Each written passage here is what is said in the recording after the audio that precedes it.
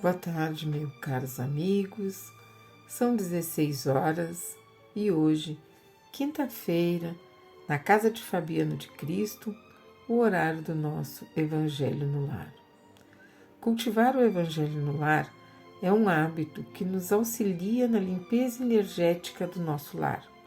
É um renovar de energias, fazendo sintonia com os amigos espirituais. Como sempre nos é lembrado, para cultivarmos o hábito do Evangelho no lar, é importante escolhermos um dia e um horário e fixarmos o compromisso com a espiritualidade que nos acolhe e que se faz presente. Devemos realizar uma prece inicial, fazer uma leitura de um parágrafo ou de parte de um capítulo do Evangelho, fazermos um breve comentário e encerrarmos com uma prece. Podemos colocar uma jarra de água para que os espíritos coloquem nessa água o que precisamos, enquanto realizamos o nosso momento de conexão. E para começarmos o nosso momento, elevemos o nosso pensamento a Deus, a Jesus, nosso Mestre, e a Fabiano de Cristo, nosso exemplo de simplicidade e amor. Que a paz do Mestre esteja em cada lar que neste momento está em oração. Sejamos pontos de luz a brilhar como estrelas no céu da pátria do Cruzeiro e no céu dos ambientes por onde passarmos. Hoje, como leitura de reflexão, trazemos o capítulo 4. Ninguém poderá ver o reino de Deus se não nascer de novo, nos itens 1, 2, 3 e 4. Item 1. Jesus, tendo vindo às cercanias de Cesareia de Filipe, interrogou assim seus discípulos: Que dizem os homens com relação ao Filho do Homem? Que dizem que eu sou? E eles lhes responderam: Dizem uns que és João Batista, outros que és Elias, outros que és Jeremias, ou algum dos profetas. Perguntou-lhes Jesus: E vós, quem dizeis que eu sou? Simão Pedro, tomando a palavra, respondeu: Tu és o Cristo, o Filho do Deus vivo.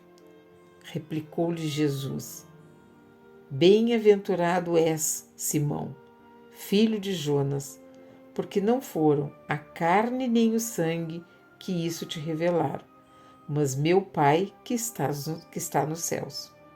Mateus, capítulo 16,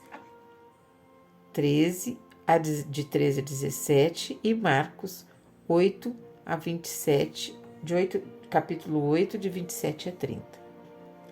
Neste interim, Herodes, o tetrarca, ouvira falar de tudo o que fazia Jesus e seu espírito. De tudo o que fazia Jesus e seu espírito se achava em suspenso, porque uns diziam que João Batista ressuscitara dentre os mortos, outros que aparecera Elias e outros que um dos antigos profetas ressuscitara. Disse então Herodes: Mandei cortar a cabeça a João Batista. Quem é então esse de quem ouço dizer tão grandes coisas? E ardia por vê-lo. Marcos capítulo 6, versículos 14 a 16, Lucas capítulo 9, versículo de 7 a 9.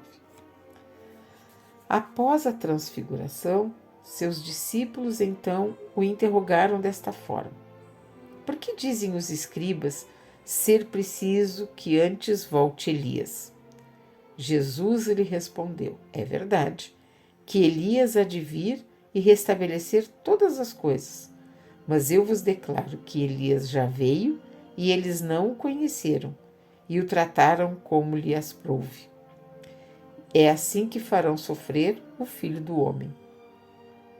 Então seus discípulos compreenderam que fora de João Batista que ele falara. Mateus, capítulo 17, de 10 a 13, Marcos capítulo 9, de 11 a 13. Ressurreição e reencarnação. A reencarnação fazia parte dos dogmas dos judeus, sob o nome de ressurreição. Só os saduceus, cuja crença era de que tudo acaba com a morte, não acreditavam nisso.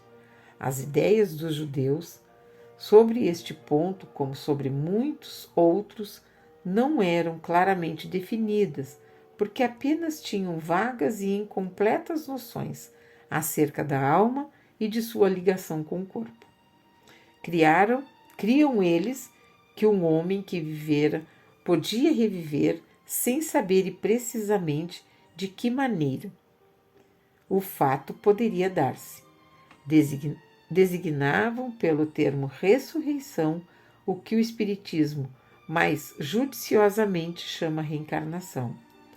Com efeito, a ressurreição dá a ideia de voltar à vida o corpo que já está morto, o que a ciência demonstra ser materialmente impossível, sobretudo quando os elementos desse corpo já se acham desde muito tempo dispersos e absorvidos. A reencarnação é a volta da alma ou espírito à vida corpórea, mas em outro corpo, especialmente formado para ele e que nada tem de comum com o antigo. A palavra ressurreição podia ser assim aplicada a Lázaro, mas não a Elias, nem aos outros profetas. Se, portanto, segundo a crença deles, João Batista era Elias, o corpo de João não podia ser o de Elias, pois que João fora visto criança e seus pais eram conhecidos.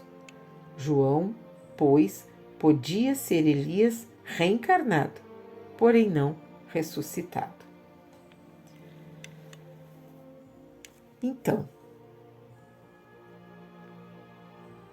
hoje, como leitura de reflexão, trazemos a ressurreição e a reencarnação. A mensagem de hoje, a mim parece, nos convidar à reflexão sobre acerca da vida e o que dela fazemos. Pois somos espíritos eternos e essa afirmação é confirmada pelas palavras do Mestre Jesus em seus ensinamentos. Fica em nós o convite e a certeza de que somos eternos. E o convite é para nos questionarmos em qual o objetivo dessa eternidade. Qual o objetivo da eternidade do espírito? Por que somos espíritos que mudam de roupa a cada encarnação, mas que permanecemos com a mesma essência? Somos espíritos eternos, com certeza. Nossa missão é evoluir sem parar. Este é o principal papel da reencarnação. Então, novamente, o questionamento nos vem à mente. O que estamos fazendo com a nossa vida e com os caminhos que escolhemos trilhar? No momento em que estes assuntos eram trazidos pelos discípulos, provavelmente não se tinha e eles não tinham um esclarecimento de como isso acontecia. Hoje, com a clareza da nossa doutrina, podemos entender quais são, de fato, os desígnios da nossa reencarnação. E com essa reflexão, meus amigos, me convido e os convido a novamente elevarmos os nossos pensamentos, buscando esta conexão com a prece feita do coração nos proporciona e nos deixando com a sensação de paz e de felicidade que o amor de Jesus nos proporciona. Nos deixando também com os esclarecimentos que só esse Mestre nos possibilitou e que essa doutrina nos conduz com tanta clareza e com tanta justiça em suas explicações. Fiquemos então na paz do Mestre, envolvidos no seu amor. Que assim seja.